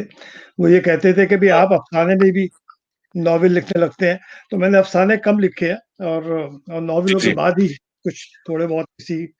तो ये अभी हमारे यहाँ पिछले हफ्ते एक ज़ूम पर ही एक शाम अफ़साना हमने की थी, जिसमें हमारे अच्छा। हिंदुस्तान के, पाकिस्तान के बड़े जो है वो अफ़सानिगार थे हमारे। सैयद मोहम्मद अशरफ थे इंडिया से, और जी इखलाक जी। अहमद पाकिस्तान से, और हमीद शाहिद थे पाकिस्तान से, और हमारे यहाँ ऑस्ट्रेलिया के भी अच्छे दोस्त थे। तो वो हमने शर्त ये रखी थी, भई 3-4 मिनट का कोई अफ़साना, क्योंकि वो अफ़साने ज़्यादा लंबे, आप नस्ब न लंबी ज़्यादा जो है वो सुनाना या सुनना ज़रा मुश्किल होता है। तो वो फिर मैंने नींद भी नींद एक आ जाती एक है। एक 3 साढ़े 3 मिनट का एक अफ़साना कह लीजिए, एक जी जल्दी का लिखा हुआ, एक जी जरूर जरूर। सटायर जी, सा इरशाद है करें समझ सर। लीजिए उसको, ज़रा बस अफ़साना ही समझ के आप सुन लीजिएगा। उसका नाम है जी जी। कर्नल की बीवी। वाह वाह वाह, क्या बात है। अच्छा, ये वो जो बहुत मशहूर हुई हैं अभी सोशल मीडिया पे, ये वो वाले कर्नल की बीवी नहीं है, ये किसी और कर्नल की बीवी है। ठीक तो है। ज़रा ये ख़्याल रखिएगा। कर्नल साहब की बेगम का पारा चढ़ा हुआ था। घर का मौसम ऐसा था कि मासियाँ, छोटू और बैटमैन मुख्तलिफ कामों के बहाने छुपते फिर रहे थे। बात छोटी सी थी। बेगम साहब ने छोटू को ₹10 का नोट देकर हरे धनिये की एक गड्डी लेने भेजा था लेकिन उसने खाली हाथ वापस आकर बताया कि सब्जी वाले धनिये की एक गड्डी के 20 रुपए मांग रहे हैं। बेगम साहब ने बैटमैन को भेजा कि फौजी है, सब्जी वालों की हिम्मत नहीं कि मना कर सके। उसने भी वापस आकर यही बताया कि हरा धनिया 20 रुपए से कम में नहीं मिलेगा। बेगम साहब ने मामला अपने हाथ में लेने का फैसला खत्म हो किया और खुद जाए वकूआ पर पहुंच गई।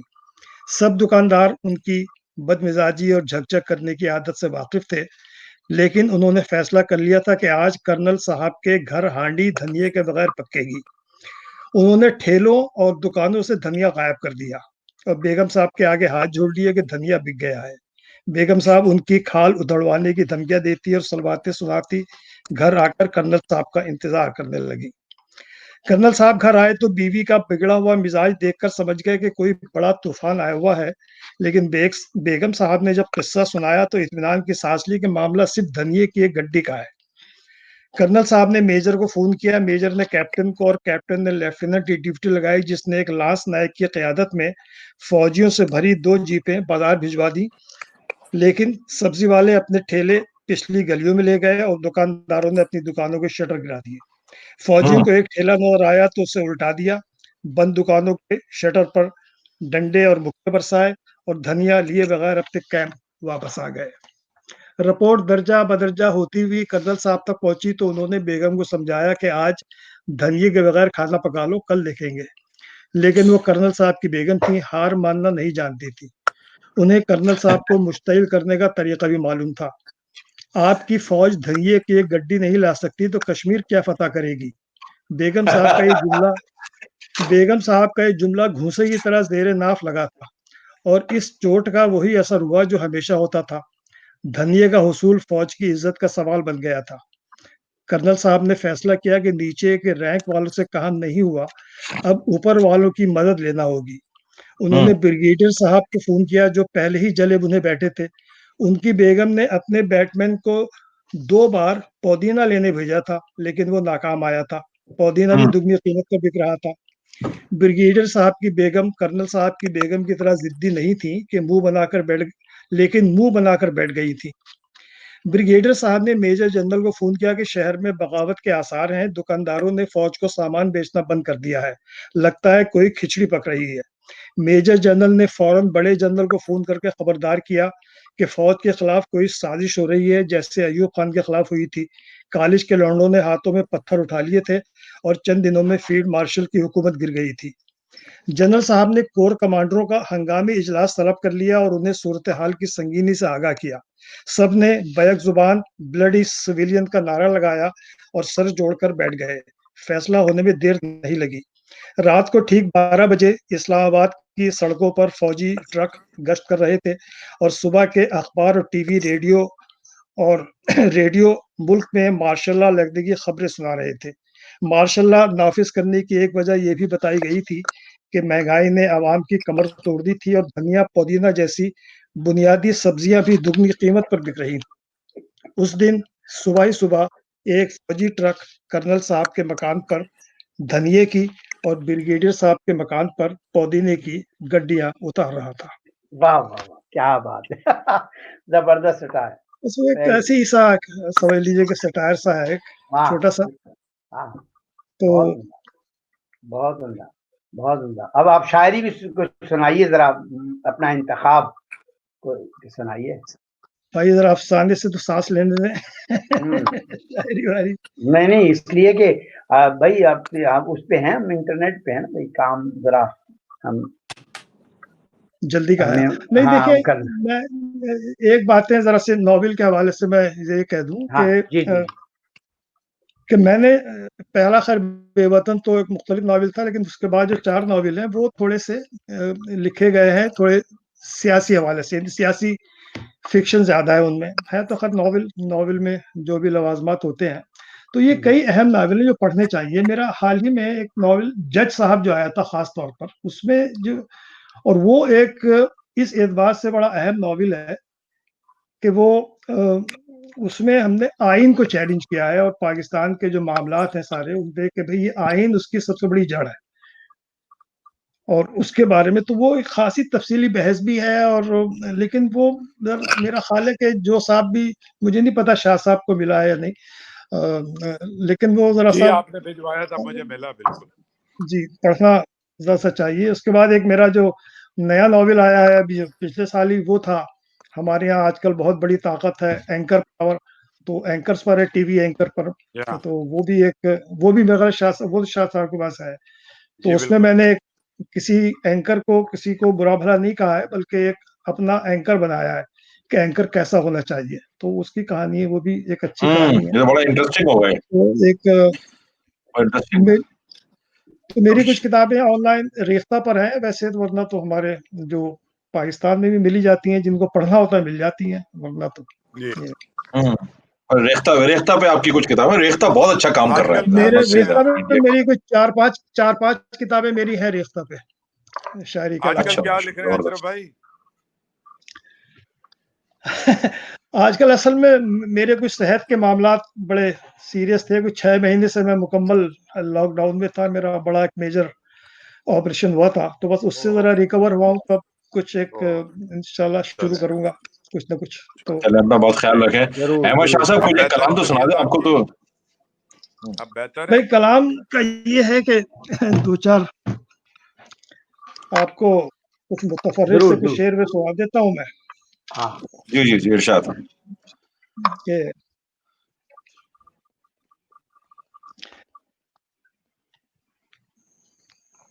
एक तो ये गज़ल सामने आ गई है, वो आज ही के हवाले से थोड़े से हालात हाज़िरा के हवाले से कह लीजिए कि 2-4 शेर उसके सुन लीजिए कि जी। मतला ख़ास तौर पर कि क्या सानेहा हुआ है, कोई बोलता नहीं, क्या सानिया हुआ क्या है, क्या सामने होगा कोई ये तो पता बोलता नहीं। नहीं। कोई बोलता नहीं, हर शख्स चीखता है, कोई बोलता नहीं। होता नहीं। वाह वाह वाह, हर क्या बात है। क्या सानिहा हुआ है, कोई बोलता नहीं, हर शख्स चीखता है, कोई चीखता है। बोलता नहीं, तो शायद समाअतों में कोई फ़र्क आ गया, शायद समाअतों में कोई फ़र्क आ गया, बोले तो लग रहा है, कोई कोई बोलता नहीं, बोलता बोलता नहीं। नहीं। कोई वाह वाह बोलता बोले तो नहीं, वाह लग क्या रहा बात है, है। कोई बोलता नहीं।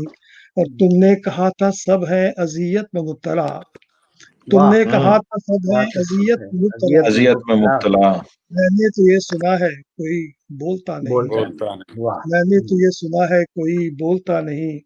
और वो क्या बात। पेड़ वाह। जिसका साया सभी पर दराज था, हम्म, वो हम्म, पेड़ जिसका साया सभी पर दराज था, दीमक ने खा लिया है, कोई बोलता नहीं। बोलता बोलता बोलता नहीं। नहीं, वाह क्या बात है, वाह वाह, वाह क्या वाह वाह वाह दीमक ने खूबसूरत खा बात। लिया है, कोई बोलता नहीं। दीमक बोलता ने खा नहीं। क्या लिया है, वाह कोई सानिहा बोलता नहीं, वाह क्या वाह। सानिहा हुआ है, कोई कोई बोलता बोलता नहीं। बोलता नहीं। और क्या बात। ऐसी है बस 2-4 शेर और के जी।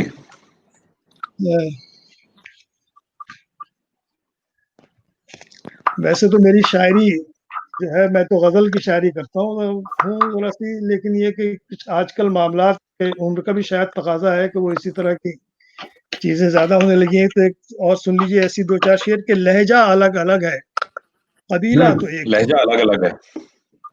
लहजा खूबसूरत अलग-अलग है, बात। कबीला तो एक था, तशरीह मुख्तलिफ है, सहीफ़ा तो एक, सहीफा वाह तो एक तशरीह था, क्या मुख्तलिफ है, बात है, बहुत सहीफ़ा खूबसूरत बात तो है। एक था। सही बात है। लहजा अलग-अलग है, कबीला तो एक था, तशरीह मुख्तलिफ है, सहीफ़ा तो एक था।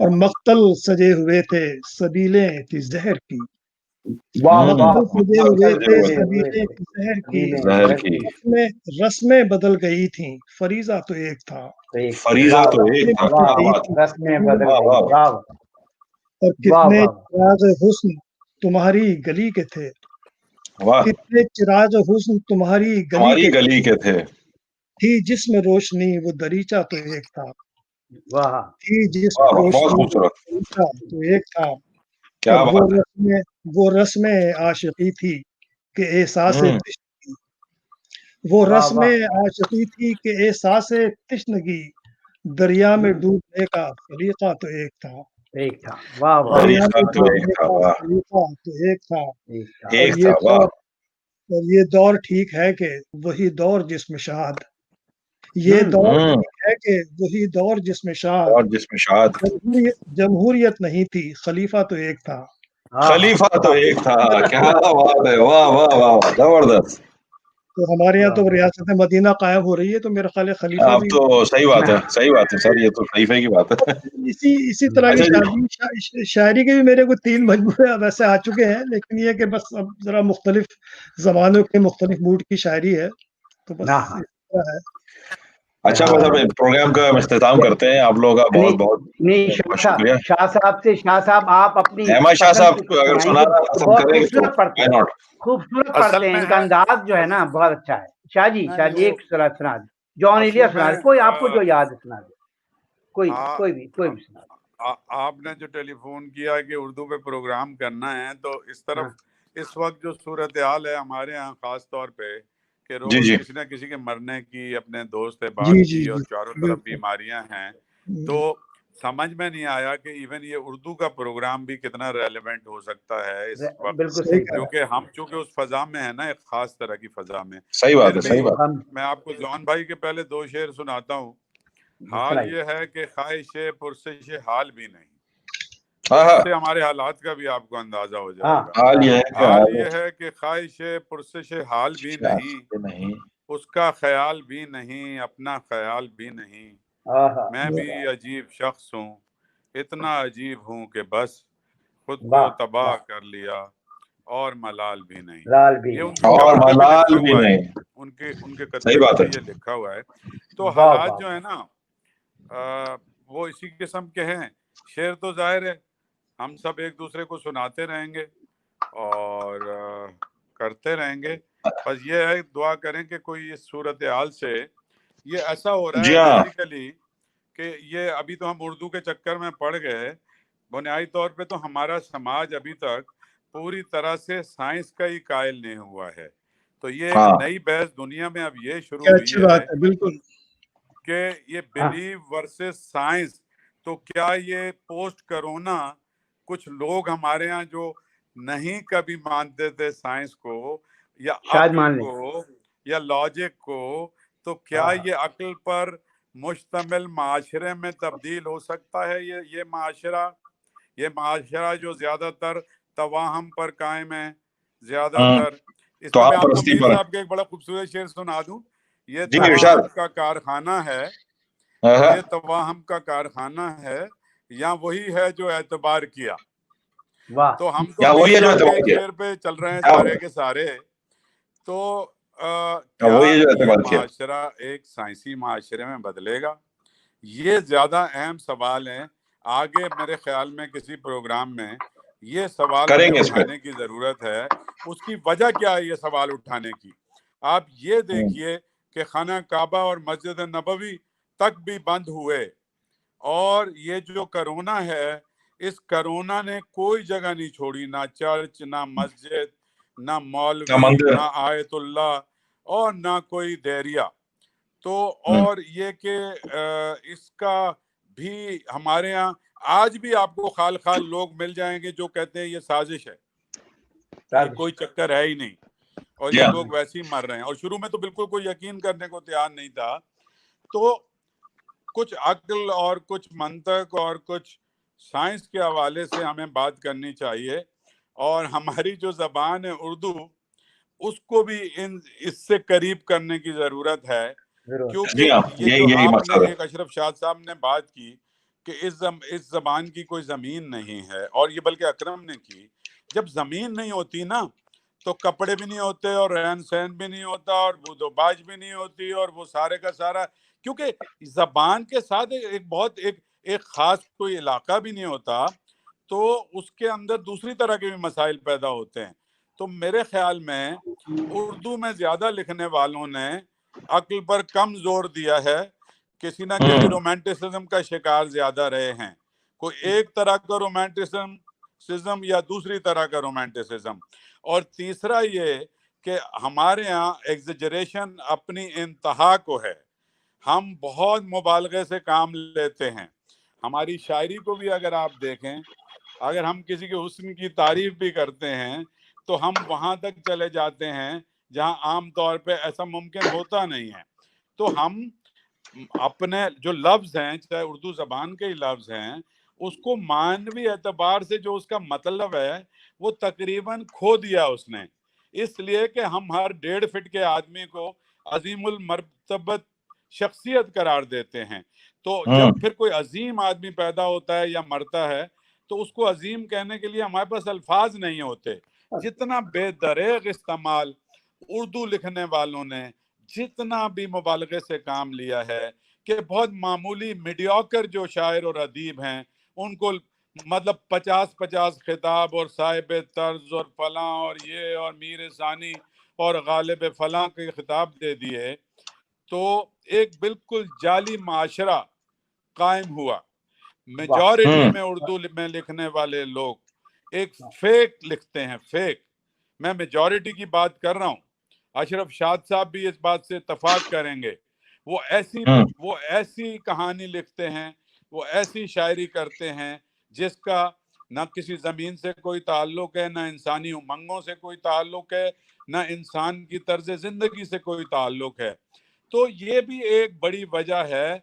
मैं ये कह रहा हूँ कि उर्दू के साथ बाकी जो मजालिम हुए उसकी शाम गरीबा तो हम पढ़ेंगे, लेकिन उर्दू में हर कोई लिख के और इंतहाई गैर मेयारी लिख के और फिर ये गिला भी करता है कि जनाब कोई पजीराई नहीं हो रही।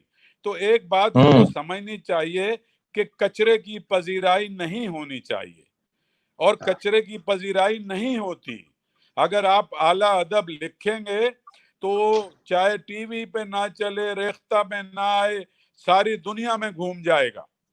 एक तख्लीक हो, चाहे वो शेर हो चाहे वो नॉवेल हो, दब हाँ, मैं मैं शाह साहब की बात से बिल्कुल मुख्तसरन बिल्कुल इत्तेफाक करूंगा। जो आप बात कर रहे थे ना उस वक्त के साहब वो देवनागरी में या रोमन में, बुनियादी चीज है कंटेंट। आप जो लिख रहे हैं मवाद क्या है वो देखिए। ये हमारे यहाँ बहुत कहा जाता है कि साहब पाकिस्तान में आप आम ये बात सुनेंगे कि साहब वो पढ़ने का शौक खत्म हो गया, लोग पढ़ नहीं रहे। भाई बात ये है कि आप पढ़ने की चीज तो दें पहले। कुछ और हो मैं तो आपको ये बताऊं कि पाकिस्तान में यकीनी तौर पर किताबों की तकसीम का निज़ाम बहुत खराब है, इसमें कोई शुबा नहीं है, उर्दू किताबों की खास तौर पर। लेकिन कोई पढ़ने वाली चीज हो तो वो पढ़ने वाले तक पहुंच जाती है और उसका नाम होता है। ये बिल्कुल बेकार, मैं इस बात को बिल्कुल नहीं मानता कि साहब पढ़ने वाले ही नहीं रहे। बिल्कुल है पढ़ने वाले। और मैंने एक बात कही थी, मैं खुलकर नहीं कहना चाहता था लेकिन मैं अब कह रहा हूं कि आपके जो, और शाह साहब ने क्या अच्छी खूबसूरत बात कही है। लोग ऐसी बात नहीं करते पाकिस्तान में क्योंकि हमारा बड़ा मुनाफाना मुआशरा है कि भाई आपके यहाँ अजीम अदीब पैदा कहाँ हुआ। आप अजीम, हर आदमी जो है अजीम है। मुझे आप एक बात बताइए, देखिए बड़ा फर्क है अजीम होने में और मकबूल होने में। अहमद फराज और फैज साहब बहुत अच्छे शायर हैं और बहुत मकबूल शायर हैं, लेकिन अजमत के दर्जे पे मैं उनको भी नहीं मैं गिरदानता। और कभी क्लेम नहीं किया उन्होंने और ना कभी दावा किया उन्होंने। वो लोग खुद क्लेम नहीं करते, दूसरे लोग करा देते हैं। मैंने जो एक बात कही थी कि देखिए जब क्या वजह है कि आप कह रहे नई नस्ल क्यों नहीं, भाई नई नस्ल को आप पढ़ने की वो चीज दें जो कि आज के दौर की चीज हो। हमारे लोग आज भी तहखानों में बैठकर लिख रहे हैं जनाब। अभी आप तहखाने में बैठकर कैसे लिखेंगे कि दुनिया में क्या हो रहा है, आपको पता नहीं है। मजहब आपके सर पर सवार है, उसने आपकी अक्लें बंद करके रख दी हैं, आपकी मंतक, आपके जवाब, हर चीज जो है। देखिए मुआशरे जो है ना, उनके जवाल की सबसे बड़ी निशानी यही होती है कि उनके यहाँ मजहब का जो है ज्यादा बोलबाला होने लगता है। हर मुआशरे की, ख्वाह वो ईसाई मुआशरा हो या कोई इस्लामी मुआशरा हो। देखिए तो बात यह है बुनियादी तौर पर भाई बाहर निकले, अकल के दरवाजे खोले और देखें। उसके लिखने वालों की बात कर रहा हूँ। और फिर आप कुछ लिखें, कुछ अपने तजर्बों से देखें, मुशाहिदा आप करें। हम बैठकर अपने घरों में बैठकर और एक दूसरे के अंजुमन तौसीफ बाहिमी चलाते रहेंगे, इससे अदब सबसे बड़ा नुकसान उर्दू को इसी से पहुंच रहा है। सही है, बिल्कुल।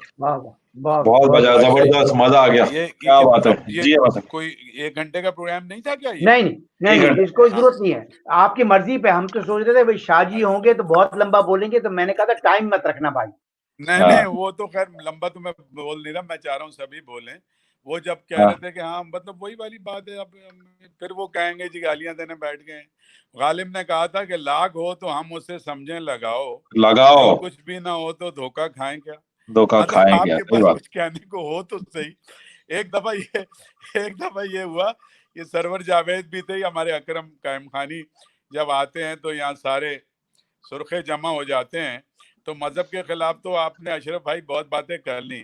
बात यह है कि जितने तरक्की पसंद थे वो एक दिन जमा हुए सारे के सारे आर्ट्स काउंसिल में, और वो किताब की तकरीब थी यार, वो मर गया हमारा, वो क्या नाम था जो एक्सप्रेस में कॉलम भी लिखता था, मंसूर, क्या नाम था यार अभी जो इंतकाल हुआ, कौन सा मंसूर ब्रदर, शायद वो एक कॉलम भी लिखते थे, मशहूर कामरेड।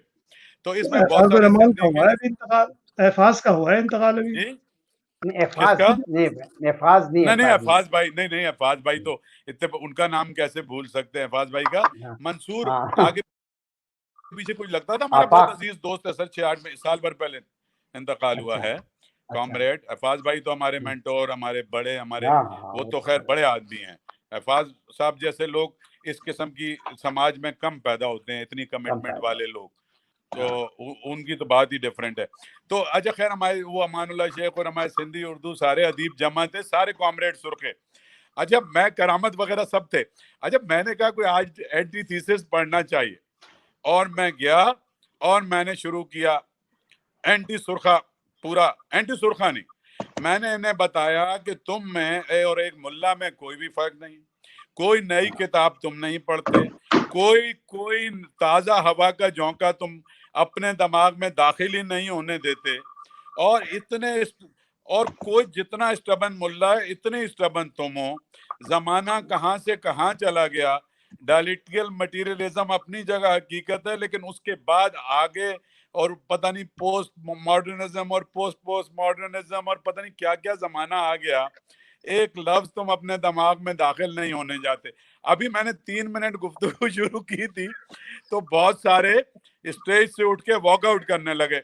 मैंने जबरदस्ती रोका, आर्ट्स काउंसिल में तकरीब हो रही थी, मैंने कहा मैंने 45 मिनट आपकी तकरीर सुनी है जिसमें एक लफ्ज कोई नई बात या कोई ताजा ख्याल आपने बयान नहीं किया। अब आप इस तरह नहीं जा सकते, आपको 15 मिनट मुझे भी सुनना पड़ेगा। सुनना तो पड़ेगा। मैं भाई ये बात वही है अगेन कि इस तरफ भी यही सूरत हाल है। जो तरक्की दोनों पसंदी तरफ। के दावे करते हैं, तरक्की पसंदी के मानी भी उन्हें नहीं मालूम, और सही वो कह रहे भी हैं। बिल्कुल बिल्कुल फरसूदगी से आगे नहीं जाते। उस तरफ से भी कोई नई बिल्कुल बात नहीं आ रही ना, ये भी मसला है सही बात।